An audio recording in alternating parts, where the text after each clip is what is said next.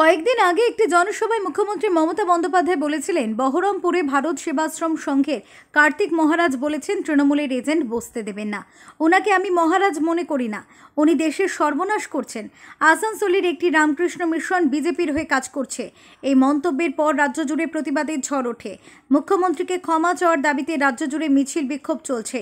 এবার প্রতিবাদ মিছিল সংগঠিত হলো রামপুরহাটে। দুর্যোগপূর্ণ আবহাওয়ায় বৃষ্টিকে উপেক্ষা করে সাধু সন্তরা পায়ে হেঁটে রামপুরহাট শহর পরিক্রমা করে জমায়েত হন মহকুমা শাসকের অফিসে।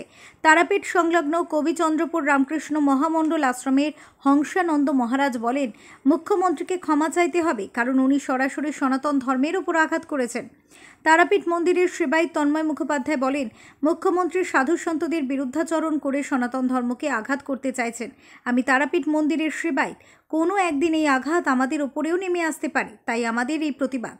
বিশ্ব হিন্দু পরিষদের পক্ষ থেকে সকল সাধু এবং মঠধারী যারা আশ্রমবাসী তাদেরকে সঙ্গে নিয়ে এলাম, কারণ কিছুদিন আগে যে বাজে কথা উচ্চারিত হয়েছে সেই তার প্রতিবাদ জানাতে আমরা সকলে মিলে পায়ে হেঁটে, সাধুরা প্রত্যেকে পায়ে হেঁটে অর্থাৎ রামপুরহাটটা ঘুরে এসডিও অফিসে এসে এসডিওর হাতে এই প্রতিলিপি আমরা জমা দিলাম। দাবি হচ্ছে যে অন্যায় যে কথাটি বলেছে তার জন্য এটা ভুল হয়েছে, এটার জন্য ক্ষমা চাওয়া দরকার।